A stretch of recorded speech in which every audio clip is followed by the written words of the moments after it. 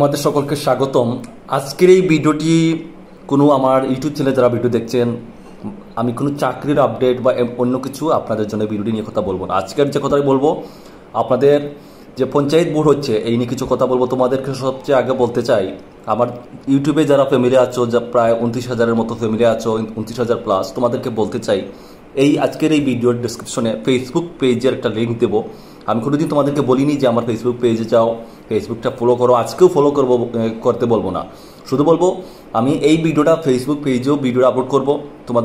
তোমাদেরকে এতটুকু রিকোয়েস্ট করবো, তোমরা ফেসবুক পেজে গিয়ে এই ভিডিওটা শেয়ার করবে।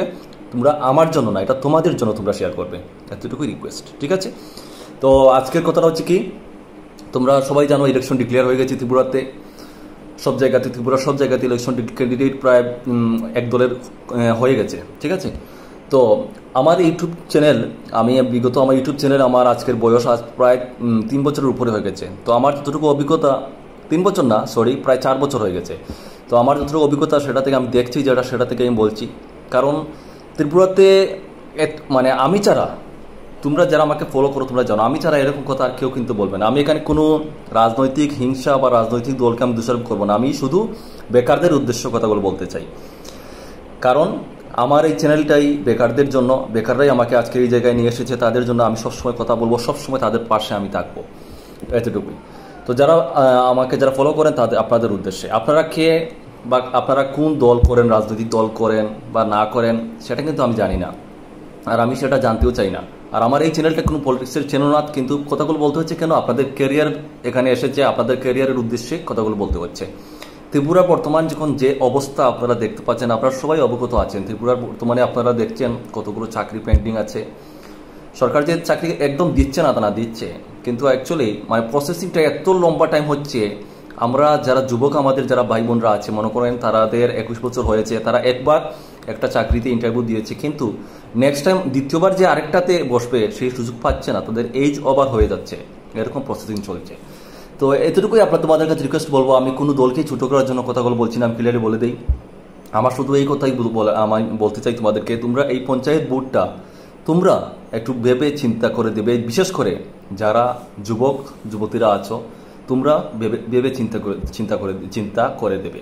আজকে তোমার বাবা মনে করো কংগ্রেস দল করছে, বলে তুমি কংগ্রেসে ভোট দেবে, এরকম কোনো সময় না। তুমি তোমার ভবিষ্যৎটা ভাববে।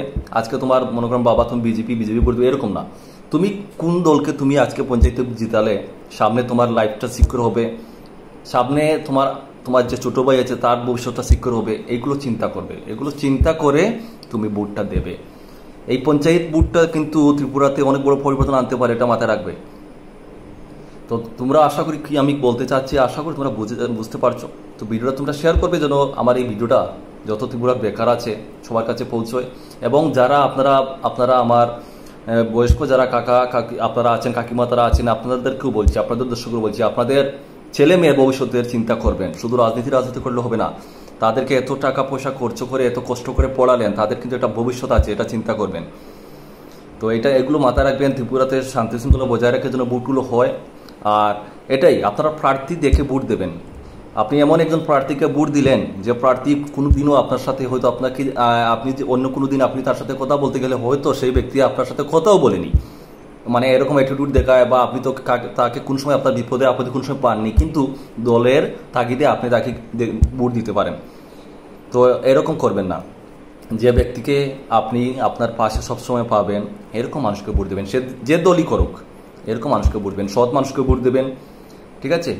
যেন সৎভাবে আপনি চাকরি পেতে পারেন, এইসব মানুষকে চাকরি দেবেন, যে আপনাকে সাহায্য করবে, এইসব মানুষকে ভোট দেবেন, যেন আমাদের দেশটা উন্নতি হয়, দেশের উন্নতি হয়, এতটুকুই। আর আবার বলছি, বেকাররা আপনাদের মাথা ঠান্ডা করে চিন্তা করে ভেবে কে কি দল করছো না করছো এটা একদম বাদ দিবে।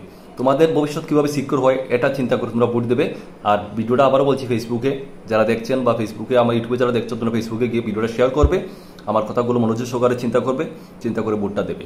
আর আমার এই চ্যানেলে কমেন্টে তোমরা রাজনৈতিক কোনো হিংসা করবে না। আমি শুধু এখানে বেকারদের লাইফ নিয়ে, কারণ আমার এই চ্যানেলটাই হচ্ছে বেকারদের জন্য, আমার এডুকেশন চ্যানেল। এই জন্য আমার একটা দায়িত্ববোধ আছে তাদের ভবিষ্যৎ নিয়ে, তাদেরকে নিয়ে ভাবার জন্য। এই জন্য আমি কথা বলি, কারণ ত্রিপুরাতে অনেক ইউটিউব চ্যানেল আছে যারা এডুকেশন, তারা কিন্তু কোনোদিন এরকম কথা বলবে না, কোনোদিন আপনাদের পাশেও দাঁড়াবে না। আর আপনারা জানেন আমি সবসময় আপনাদের পাশে থাকি, সবসময় আপনাদের নিয়ে কথা বলি। শুধু চ্যানেল খুলে বসলাম, আর আপনাদের খোঁজখবর নিলাম না, এরকম আমি না। আমি সবসময় আপনাদের সুখে দুঃখে সবসময় আপনাদের পাশে থাকতে চাই, পাশে আছি, এটাই। আর আমার যে ফেসবুক পেজটা, এটা কোনো নাচ গানের কোনো পেজ না ভাই। ওইটাতে আমি সমাজের অন্যায় যেগুলো হয় বা সত্যতা, এগুলো নিয়ে আমি লড়াই করি, কারণ আমি এরকম করতে ভালোবাসি। ওইসব নিয়ে আমি সেখানে আন্দোলন করি। তো তোমরা চাইলে অবশ্যই সেই ফেসবুক পেজটাও তোমরা ফলো করতে পারো। সবাই ভালো থাকো, সুস্থ থাকো। জয় হিন্দ।